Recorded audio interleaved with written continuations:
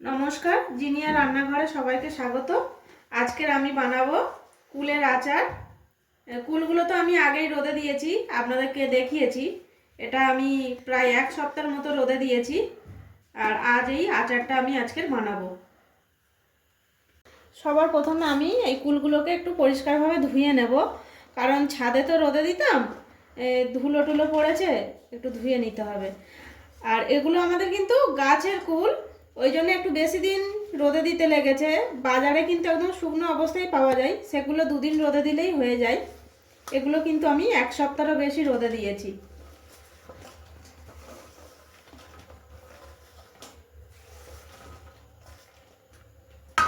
জল দিয়ে ভালো করে ধুয়ে নেব।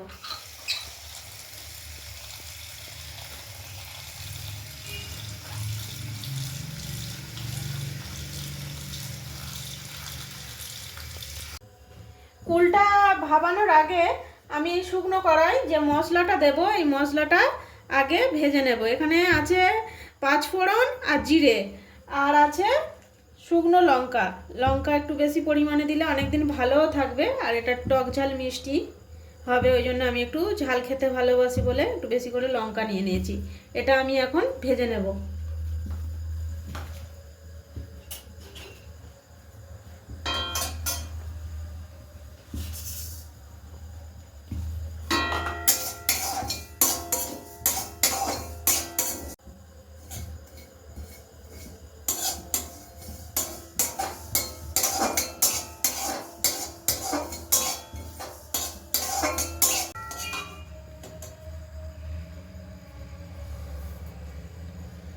আমার মশলাটা দেখুন ভাজা হয়ে গেছে, সুন্দর কিন্তু স্মেল বেরিয়েছে।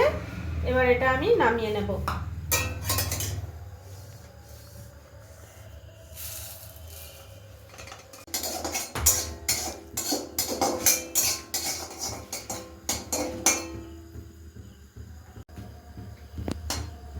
লঙ্কা একটু ভাজতে দেরি হয়, হয়ে এসেছে প্রায়। আর এগুলো একসঙ্গে কিন্তু আমি শিলপাটাই বেটে নেব, কিন্তু পুরো মিহি করে বাটলে হবে না, একটু আধ ভাঙা রাখতে হবে যাতে এই মশলাটা একটু গালে পড়ে, তবে কিন্তু আচারটা খেতে বেশি টেস্টি হবে। আমার লঙ্কাগুলো ভাজা হয়ে গেছে, এবার আমি লঙ্কাগুলো তুলে নেব। এবার আমি এগুলোকে একসাথে গুঁড়ো করে নিচ্ছি।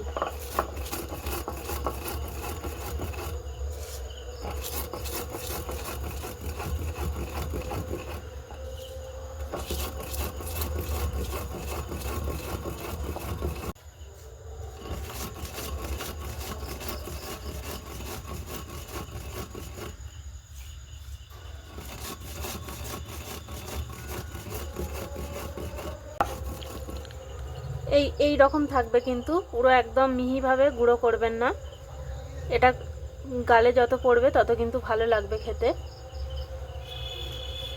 আমি এখানে কড়ার মধ্যে গরম জল বসিয়ে দিয়েছি।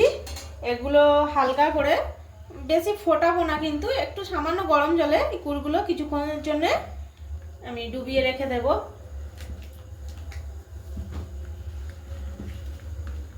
এর বোটাগুলো কিন্তু আগে থেকে আমি কেটে রেখেছি, যাতে ভেতরে ভালো করে গুড় মানে মিষ্টি হয়, যাতে গুড়টা ভালো করে ঢোকে, মশলাগুলো যাতে ভালো করে ঢোকে। দেখুন একটুখানি কিন্তু ফুটে উঠেছে জলটা, আমি এবার নামিয়ে নেব এটা। এবার আমি জলটা ভালো করে ঝরিয়ে নেব, ছাঁচড়ি গামলির মধ্যে দিয়ে দিচ্ছি, কারণ জল থাকলে কিন্তু আচার বেশি দিন থাকবে না, নষ্ট হয়ে যাবে। এটাকে ভালো করে আমি জলটা এখন ঝরতে দেব।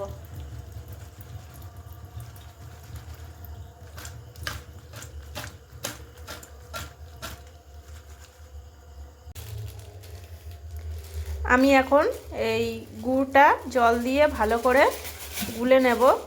এখানে কিন্তু 300 গ্রামের মতো আখের গুড় আছে। এটা কিন্তু চিনি দিয়ে করলে অতটা বেশি টেস্ট হবে না, গুড়ের করলেই ভালো টেস্ট হবে। আপনারা তালের গুড় বা আখের গুড়ে করলে সব থেকে সুন্দর খেতে হয়। আমি এটাকে জল দিয়ে ভালো করে আগে গুলে নেব। গুড়ের মধ্যে কিন্তু নোংরা থাকে, বালি থাকে, এটাকে জল দিয়ে ভালো করে গুলে আমি ছাঁকনি দিয়ে কিন্তু এটা এখন ছেঁকে নেব।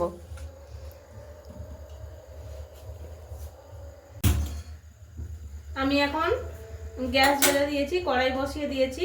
দিয়ে দেব অল্প করে সরষের তেল। দিয়ে আমি কুলগুলোকে কিন্তু হালকাভাবে নাড়াচাড়া করে নেব। আমি এখানে 3 চামচের মতো তেল দিচ্ছি। তেল আমার গরম হয়ে গেছে, এর মধ্যে এবার আমি কুলগুলো দিয়ে দিচ্ছি।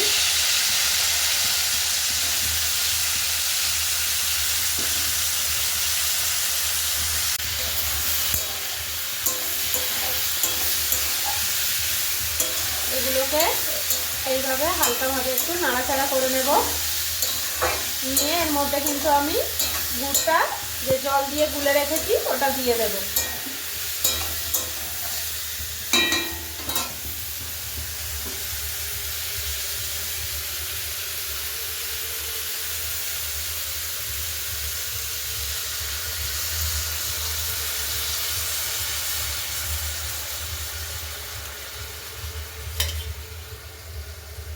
এখন গ্যাসের ফ্লেম কিন্তু হাই ফ্লেম করে এটাকে ফুটতে দিতে হবে, যতক্ষণ পর্যন্ত না একটা চিট ভাব আসে। আঠা আঠা চিটে ভাবটা যতক্ষণ না আসে ততক্ষণ কিন্তু এটা ভালোভাবে ফোটাতে হবে। এর মধ্যে এবার আমি দিয়ে দেব পরিমাণ মতো নুন।